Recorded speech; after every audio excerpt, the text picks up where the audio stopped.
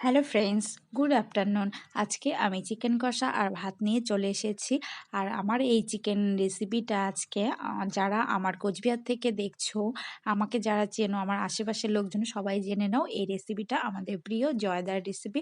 জয়দা আমাকে বলেছিল এইভাবে রান্না করতে, আর তখন থেকে আমি এখন এইভাবেই রান্না করি।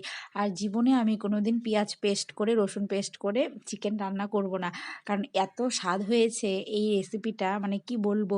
এখানে আমাকে জয়দা বলে দিয়েছিল পাউডার নিতে, তো আমার কাছে পাউডার ছিল না। আমি সব কিছু গোটা কিনে নিয়ে এসে বাড়িতে পাউডার করে নিই, তো আমি সেভাবেই করেছিলাম। এখানে গোটা জিরে, গোটা ধনে, গোটা গোলমরিচ, গোটা শুকনো লঙ্কা, আর ছিল একটু আদা ঘষে নিয়েছিলাম, আর রসুনটাকে ঘষে নিয়েছিলাম। ওগুলো পেস্ট করিনি, আর পেঁয়াজ তো দিইনি। তো ওই মশলাগুলোকে সম্পূর্ণ কড়ার মধ্যে ভালো করে ভেজে নিয়েছিলাম, শুকনো লঙ্কা সহকারে ভেজে পাটার শিলনোড়াতে বেটে নিয়েছিলাম পাউডার করে। তারপর মাংসটাকে ভালো করে ধুয়ে মাংসর মধ্যে ওই মশলাটা দিয়েছিলাম, আর আদা ঘষাটা আর রসুন ঘষাটাও দিয়েছিলাম। সেখানে আমি সর্ষের তেল দিয়েছিলাম, আর হচ্ছে হলুদ, নুন, সব কিছু দিয়ে ভালো করে মেখে নিয়েছিলাম। মেখে তারপর কড়াতে সামান্য তেল দিয়ে মাংসটাকে দিয়েছিলাম, দিয়ে ঢেকে ঢেকে শুধু জল ছাড়া, কোনো জল ইউজ করিনি।